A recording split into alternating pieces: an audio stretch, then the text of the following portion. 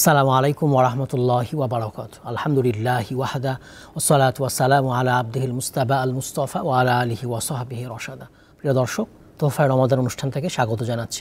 দেশ কিংবা দেশের বাইরে যে যেখান থেকে এই ধর্মীয় অনুষ্ঠান উপভোগ করছেন, আশা রাখি ভালো আছেন। আমরা দোয়া করি আল্লাহ সুবহানাহু ওয়া তাআলা আপনাদের সবাইকে সব জায়গায় সবসময় ভালো রাখুন।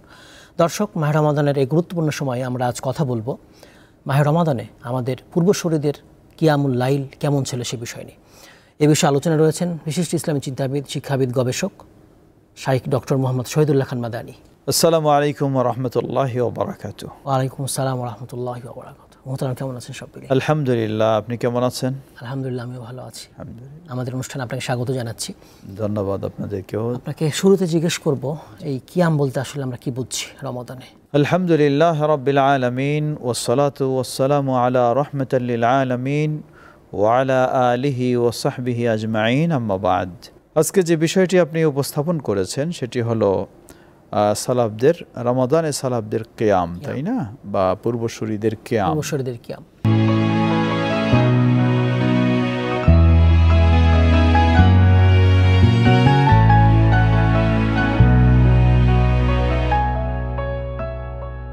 আমরা হয়তো আগেও জেনেছি যে পূর্বসূরি বলতে সালাফ যারা, তাদেরকে বোঝানো হয়, তথা নবী সাল্লাল্লাহু আলাইহি ওয়াসাল্লাম এবং সাহাবাই কেরাম, তাবেঈন, তারাই আমাদের পূর্বসূরি। আমরা হলাম তাদের পরবর্তী মানুষ, এভাবে চলতেই থাকবে। কিন্তু তারাই হচ্ছেন এই উম্মার প্রথম শ্রেণীর মানুষ, পূর্বসূরি। তারা আমাদের জন্য সকল ভালো কাজের জন্য মডেল, সকল ভালো কাজের ক্ষেত্রে তারা আমাদের অনুসরণীয় ব্যক্তি। সুতরাং রমাদানে সালাফদের বা পূর্বসূরীদের যে কিয়াম, এটি আমাদের জানা দরকার, এই জন্য যেহেতু তারাই আমাদের হলেন অনুসরণীয় ব্যক্তিত্ব। প্রথমে আমরা জানতে পারি যে আসলেই এই কিয়াম রমাদানে এর গুরুত্ব মর্যাদা কতটুকু রয়েছে।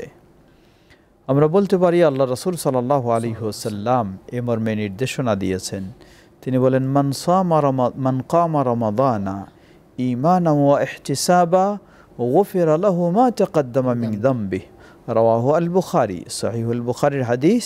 যে ব্যক্তি ঈমানের সাথে সওয়াবের আশায় রমাদানের রাতগুলিতে কিয়াম করে, গুফির লাহু মা তাকদ্দামা মিন যামবিহি, তাহলে তার অতীতের গুনাহগুলিকে ক্ষমা করে দেওয়া হয়। এটা একটি বিশাল মর্যাদার বিষয়।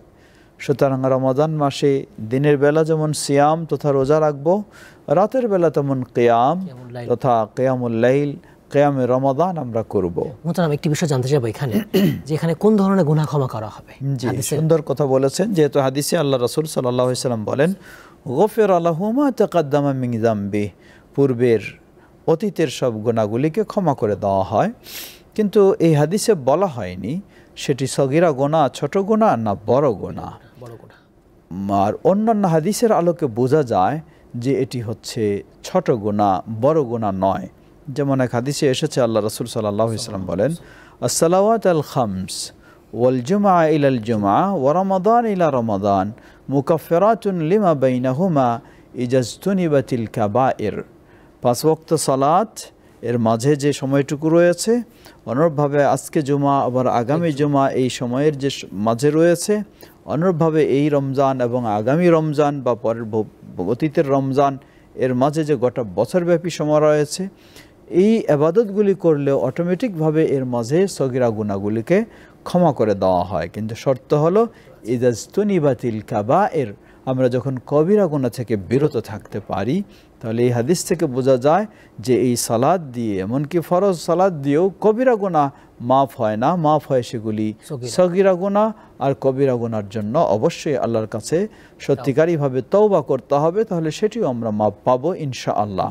তাই রমাদানের রাতগুলিতে কিয়াম তথা যেটাকে আমরা আমাদের ভাষায় বলে থাকি সালাতুত তারাবিহ, সেই সালাত আদায় করলে এই সগীরা গুনাহগুলি আল্লাহ সুবহানাহু ওয়া তাআলা এর বিনিময়ে ক্ষমা করে দেবেন। তবে এখানে একটি বিষয় লক্ষণীয়, যে হাদিসের ভাষায় এসেছে কিন্তু কিয়ামে রমাদান, মান কামা রমাদানা। এমনি মূলত একটি সালাতকে কয়েক নামে নামকরণ করা হয়েছে। কোথাও এই সালাতকে বলা হয়েছে তাহাজ্জুদ, কোথাও এই সালাতকে বলা হয়েছে কিয়ামুল লাইল, কোথাও এই সালাতকে বলা হয়েছে কিয়াম রমাদান, কোথাও এই সালাতকে বলা হয়েছে সালাতুল ওয়িতর। এই ধরনের কয়েকটি নাম এক সালাতের জন্যই মূলত এসেছে। রমাদান মাসে আমরা কি করে থাকি, এই সালাতটিকে সালাতুত তারাবিহ বলে আমরা নামকরণ করেছি। সালাতুত তারাবিহ মূলত রাসূল সাল্লাল্লাহু আলাইহি ওয়াসাল্লামের দেওয়া নাম নয়। রাসূল সাল্লাল্লাহু আলাইহি ওয়াসাল্লামের দেওয়া নাম হলো মান কামা রমাদানা, রমাদানের কিয়াম অর্থাৎ রমাদানের রাতের সালাত। সেটা হলো এশার পরে অতিরিক্ত যেটা হয় সেটা। আর মূলত এটি রাসূল সাল্লাল্লাহু আলাইহি ওয়াসাল্লাম দিয়েছেন। আর তারাবিহ এটা বলে থাকি আমরা, মুহাদ্দিসিনে কেরাম এই নাম দিয়েছেন। তারাবিহ মূলত বলা হয় বিশ্রাম নেওয়া, বিরতি নেওয়া। উম্মুল মুমিনিন আয়েশা রাদিয়াল্লাহু আনহা রাসূল সাল্লাল্লাহু আলাইহি ওয়াসাল্লামের রাতের সালাতের বর্ণনা দিতে গিয়ে বলছিলেন যে তিনি প্রথমে 4 রাকাত পড়তেন, এরপর একটু বিরতি নিতেন, বিশ্রাম নিতেন, আবার 4 রাকাত পড়তেন। এই যে বিরতির কথা হাদিসে এসেছে, সেখান থেকেই মুহাদ্দিসিনে কেরামগণ এই সালাতের নাম সালাতুত তারাবিহ নামকরণ করেছেন, তথা এমন সালাত যেই সালাতের মাঝে কিছু বিরতির বিশ্রামের সুযোগ রয়েছে। তাই তারাবিহ নামটি মূলত আমাদের নামকরণ, কিন্তু আজকে আমাদের সমাজে তারাবিটাই হলো আমরা চিনি, আর অন্য কোনো কিছু চিনি না। এটি আমাদের না জানার কারণে, মূলত না বোঝার, না বলা জানার, বা আলেম সমাজ জনগণকে সেই ক্ষেত্রে বিষয়টি আরও খোলামেলা না বলার কারণেই মানুষ মনে করে থাকে এটাই মূলত এই নামটি আলেমদের দেওয়া। ধন্যবাদ। সালাফদের তারাবির পদ্ধতি কেমন ছিল, কিয়ামুল লাইলের পদ্ধতি কেমন ছিল? ধন্যবাদ। যে সালাফদের কিয়ামুল লাইলের পদ্ধতি বা কিয়াম রমাদানের পদ্ধতি কেমন ছিল, আমরা এর ফজিলত সম্পর্কে জানলাম। যদিও প্রতি রাতেই এ কিয়াম থাকে। অন্য এক হাদিসে এসেছে আফদালুস সালাতি বাদাল ফরিদা সালাতুল লাইল, সবচেয়ে ফরজ সালাতের পরেই মর্যাদাপূর্ণ সালাত হলো রাতে যেই সালাত আদায় করা হয়। আর সেই সালাতটা রমজান মাসে যখন আদায় করা হবে তখন এটার মর্যাদাটা আরও বেড়ে যায়, তার সওয়াব আরও বেশি হয়। তাই ওই হাদিস থেকে আমরা ফজিলত বা মর্যাদা জানলাম যে ব্যক্তি রমাদানের রাতগুলিতে এই তারাবির সালাত বা যা আমরা বলে থাকি এই কিয়ামে রমাদান করবে, তার অতীতের গুনাহগুলিকে ক্ষমা করে দেওয়া হবে। এটি রমাদান মাসে ওই সালাতেই আরও বেশি মর্যাদাপূর্ণ হলো।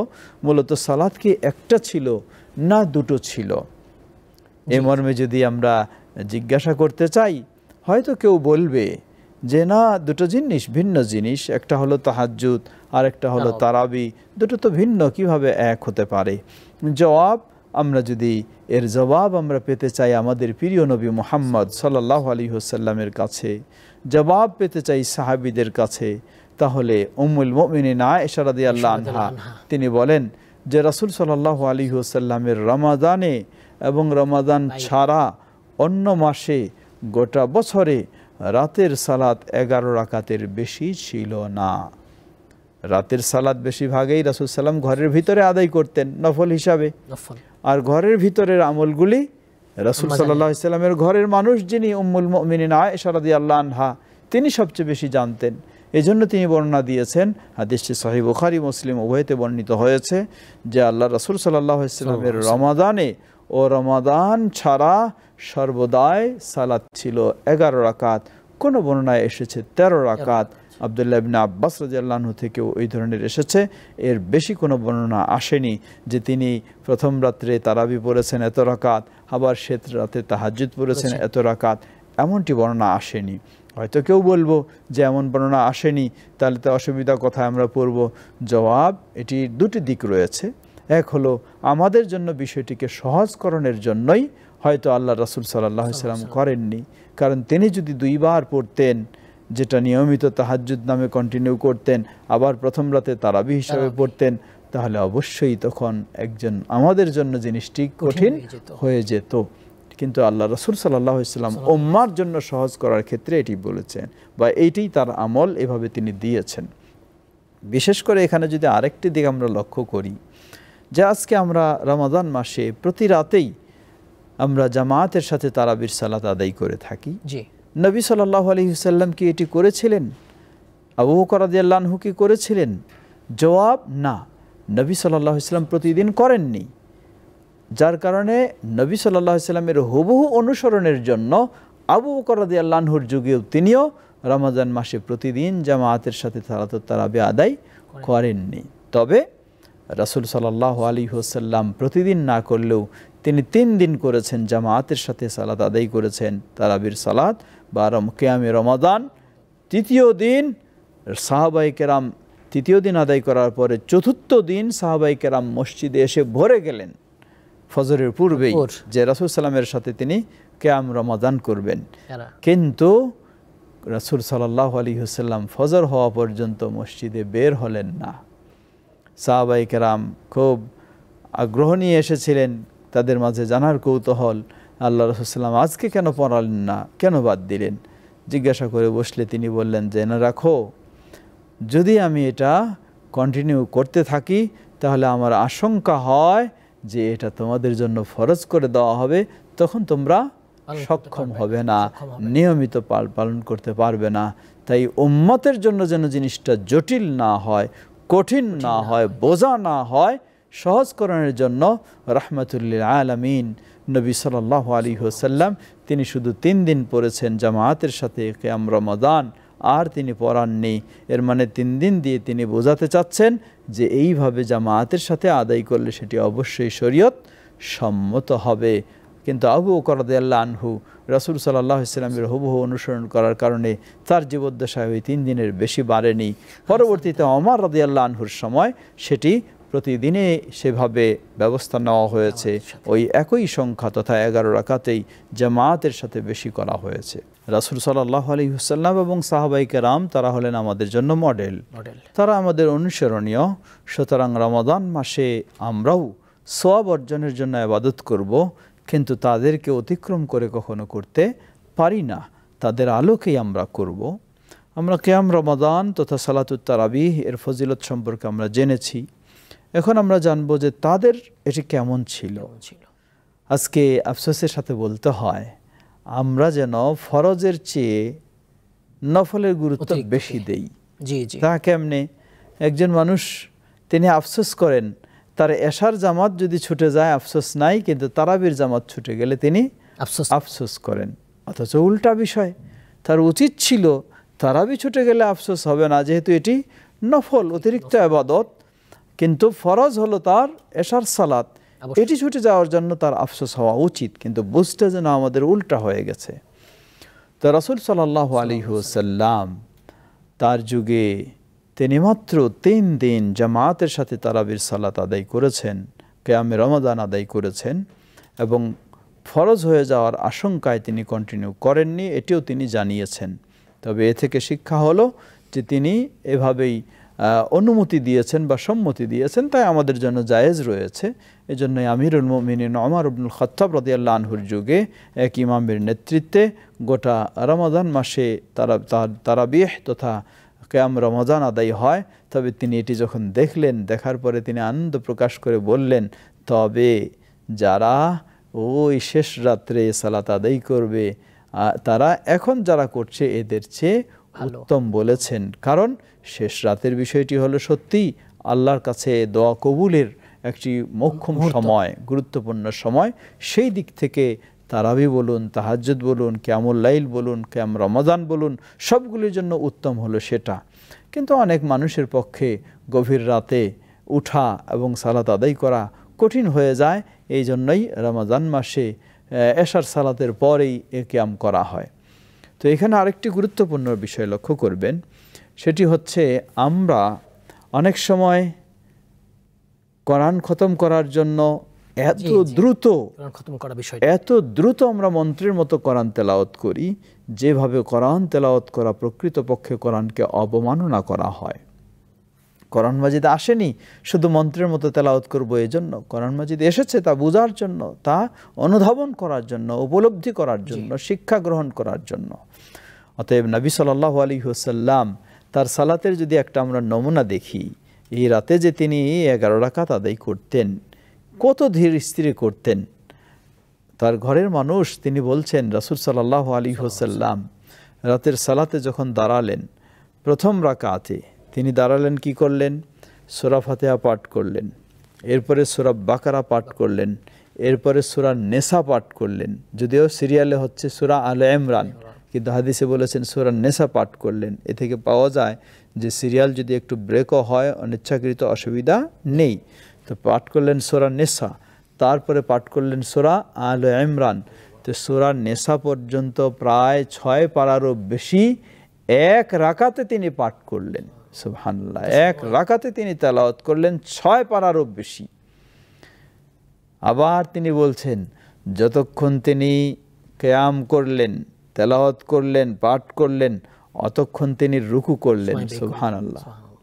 আবার রুকু থেকে দাঁড়িয়ে যতক্ষণ রুকুতে ছিলেন অতক্ষণ তিনি রুকু থেকে দাঁড়িয়ে সোজা হয়ে দোয়া দুরুদ পাঠ করলেন। আবার সেজদায় গিয়ে ততক্ষণ থাকলেন, 2 সেজদার মাঝে ততক্ষণ থাকলেন। কিন্তু আল্লাহু আকবার, রাসূল সাল্লাল্লাহু আলাইহি সাল্লামের এই সালাতের অবস্থা যদি বোঝা যায় তাহলে সত্যিই তিনি আল্লাহকে খুশি করার জন্যই সালাত আদায় করেছেন। আর আজকে আমরা যে সালাত আদায় করি, রমজান মাসে যে কিয়াম তারাবি পড়ি আমরা, এটি যেন বলা যায় একটি আনুষ্ঠানিকতায় রূপ লাভ করেছে। আমরা কোয়ান্টিটি বেশি দেখছি, কোয়ান্টিটি দেখতেছি। তাছাড়া আমি ভাবতেছি আমি যদি তারাবি না পড়ি, আপনি জানলে মনে করবেন যে এই লোকটা তারাবিও পড়ে না। তাই আপনি যেন বুঝেন যে আমি তারাবি পড়তেছি, এটা একটি মানুষকে বুঝ দেওয়ার মতো একটি সালাত আদায় করি আমরা। এই ধরনের সালাত হওয়া কখনো উচিত নয়। নবী সাল্লাল্লাহু আলাইহি ওয়াসাল্লাম ও সাহাবায়ে কেরামদের সালাত ছিল অত্যন্ত ধীরস্থিরতার সাথে, মনোযোগ সহকারে, খুশু খুজু বিনয় নম্রতা সহকারে।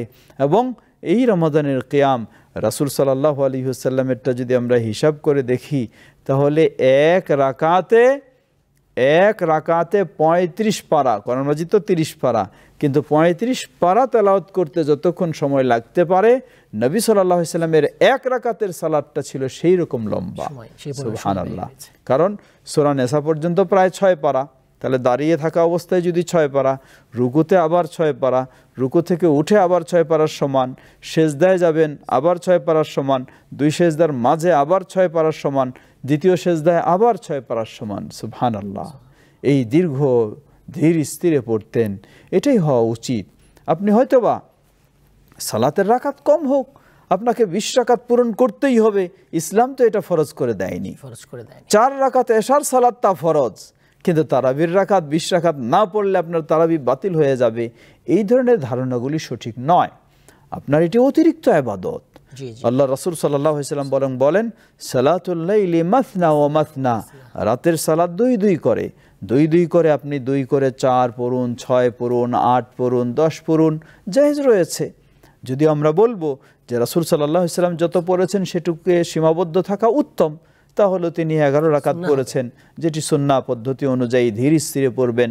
আপনি হয়তো 8 রাকাত তারাবি পড়লেন, 2-3 রাকাত বেতের পড়লেন, অথবা 10 রাকাত পড়লেন, 1 রাকাত বেতের পড়লেন, সেটি আলহামদুলিল্লাহ উত্তম, সেটি উত্তম। কিন্তু এর চেয়েও কেউ যদি বেশি পড়তে চায়, ওই হাদিসের আলোকে বলা যায় তার জন্য জায়েজ হতে পারে, কিন্তু 20 পড়তেই হবে এমন নবী সাল্লাল্লাহু আলাইহি ওয়াসাল্লাম ও খোলাফায়ে রাশিদিনের নির্দেশনা নয়।